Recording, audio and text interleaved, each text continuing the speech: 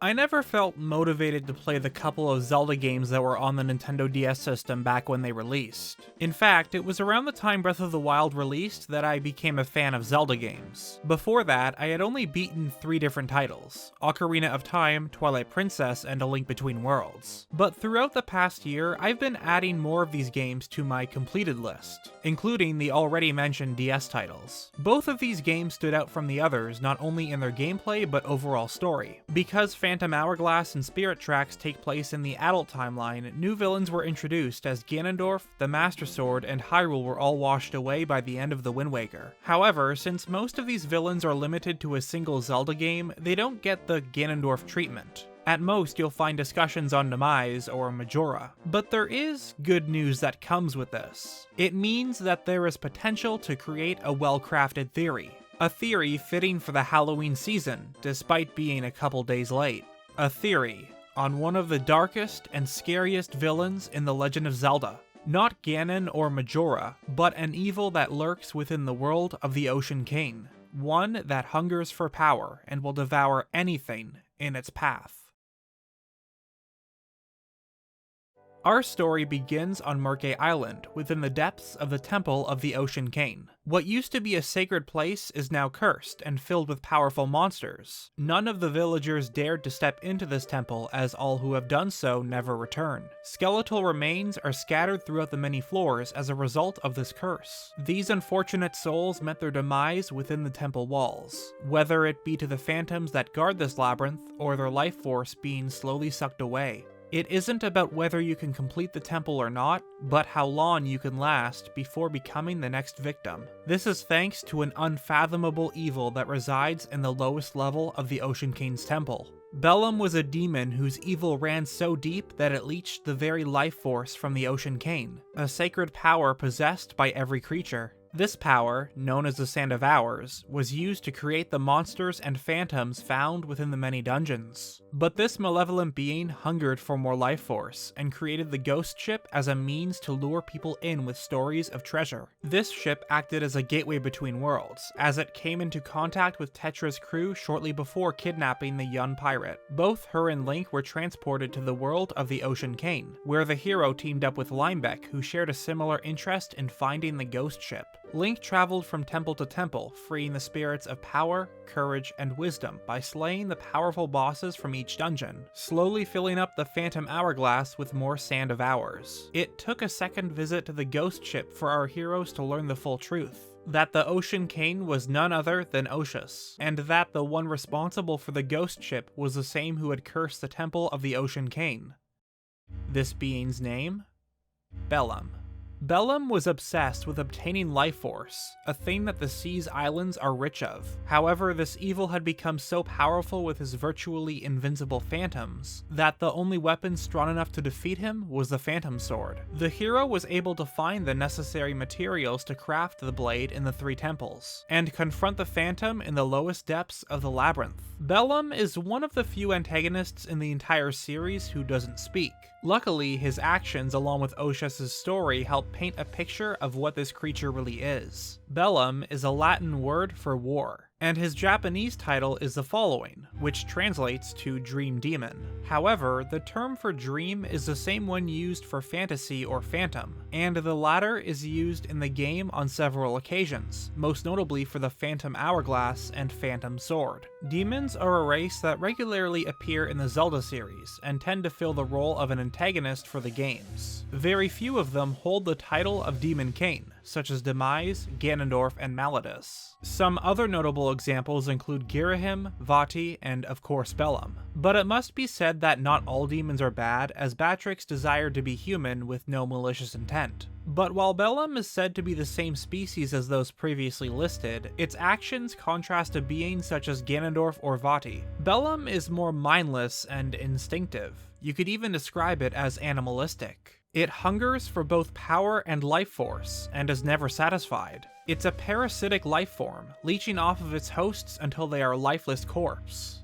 Now, I have a question for you. Does that sound familiar? Those who have played Breath of the Wild have undoubtedly come across a substance that plagues the land of Hyrule, this substance being Malice. So what if the source of Bellum's powers are the same? The answer may surprise you, as this rabbit hole goes down pretty deep.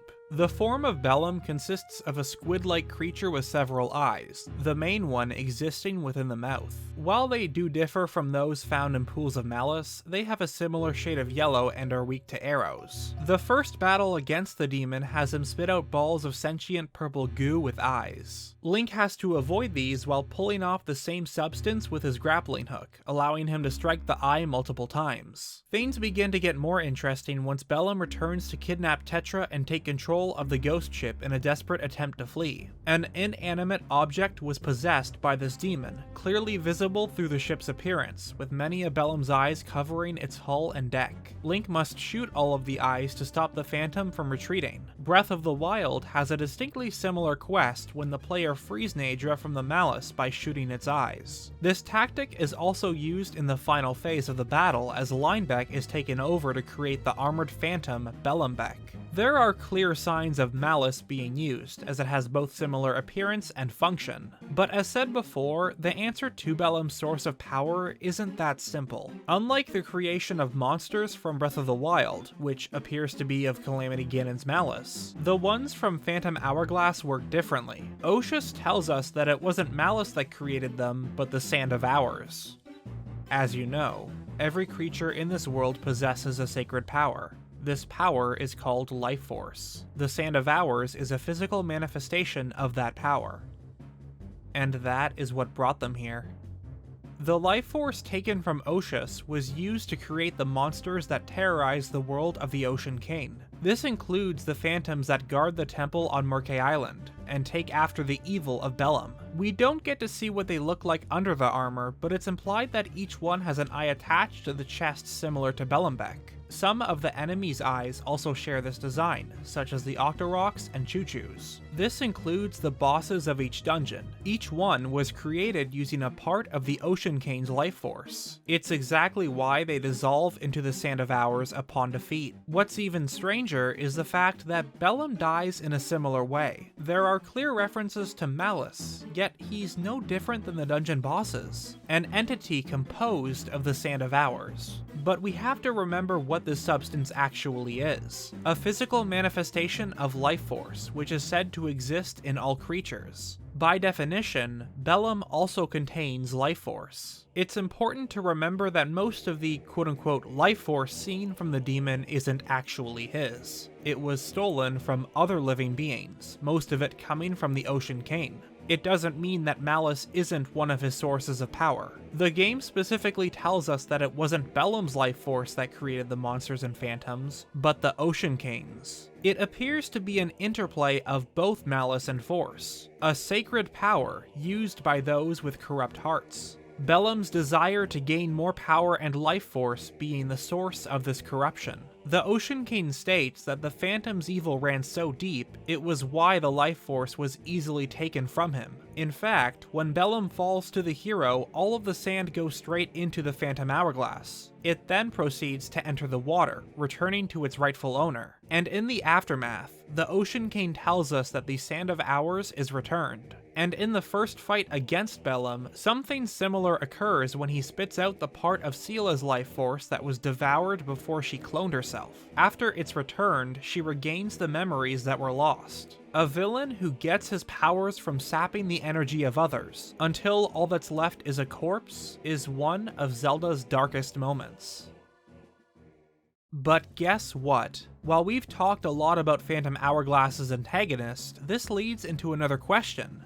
What exactly is life force? And why does Bellum go to such lengths to obtain it? It sounds pretty straightforward when we focus solely on the DS title. It's a sacred power possessed by every creature. But expand this question out to every game and the dots start to connect. Force Gems in particular appear in two other Zelda games, Four Swords Adventures and Spirit Tracks. We know that Force Gems are what made the Sand of Hours, which is a physical manifestation of life force. In Spirit Tracks, they are used to restore the well, spirit tracks of New Hyrule. One of the Locomos, Angine, tells us how they're made. As I am sure you know, happiness and gratitude create energy. Well, I am deeply grateful for both of you for all your help. I cannot help you directly, but I can at least give you this Force Gem. But wait, that sounds kinda familiar to another item we discussed in a previous theory, because this is the definition of a gratitude crystal from Skyward Sword.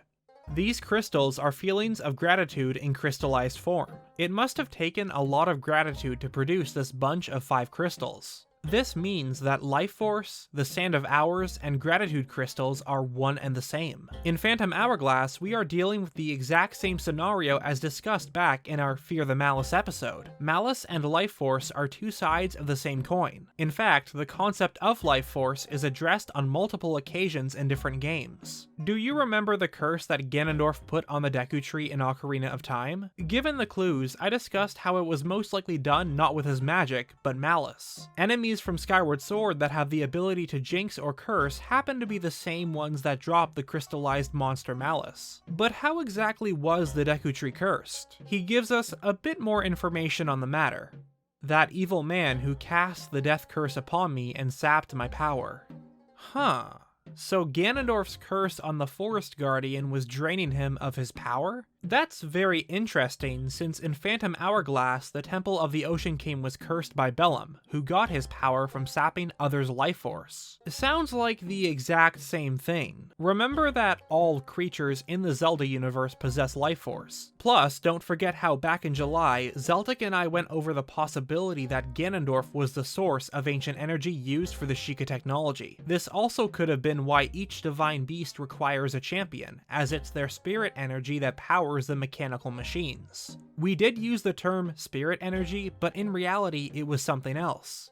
Life force. And being a wielder of the Triforce of Power, Ganondorf would sure have a lot of that stuff. I suppose the Ganon battery theory is still possible. And this is all linked to Bellum's motives in Phantom Hourglass. The goal was to obtain as much life force as possible, which is exactly why he targeted the Ocean King. But he was attracted to another individual who had a bold and vibrant soul, this person being Tetra, better known as Princess Zelda. Life Force is described as a sacred power, therefore it makes sense if those with the blood of the goddess hold the most. So much that if evil got its hands on it, the results would be catastrophic. In fact, I believe that this is the same power which fully awakened the Master Sword in Skyward Sword. She states that the mark on Link's hand proves that he's the hero of legend and that within him dwells sacred power. This technically isn't the Triforce itself, as he later obtains it in the Skykeep. And Four Swords Adventures requires a certain amount of Force Gems before your blade is capable of destroying Vati's barriers at the end of each level. Enter a new variable into the equation. Light Force. It's said to be a powerful form of life force that exists within all living beings. It acts very similar to the Triforce, as it was needed to drive back and lock away the evil in the land. Just like Tetra, the Zelda from Minish Cap held the most light force. Vati's goal was to obtain this power and become a literal god. Once he learned of Zelda housing the sacred power, he began a ceremony where the sorcerer extracted the light force from the princess, reminiscent of Bellum taking Tetra's life force. And this power isn't a joke. If you don't get there in time to stop it, the game just ends. He's become too powerful to stop. This is why Bellum was so desperate to find Tetra. If he succeeded in draining the life force from both her and the Ocean King, his power would have been unmatched. With no way to stop the demon, he would have devoured the entire island, leaving no survivors.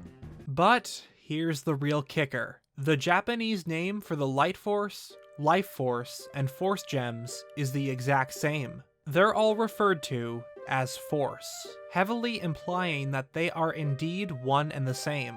Bellum might not be the most memorable Zelda villain, but one thing's for sure. He is, without a doubt, one of the darkest and scariest antagonists within the Zelda franchise.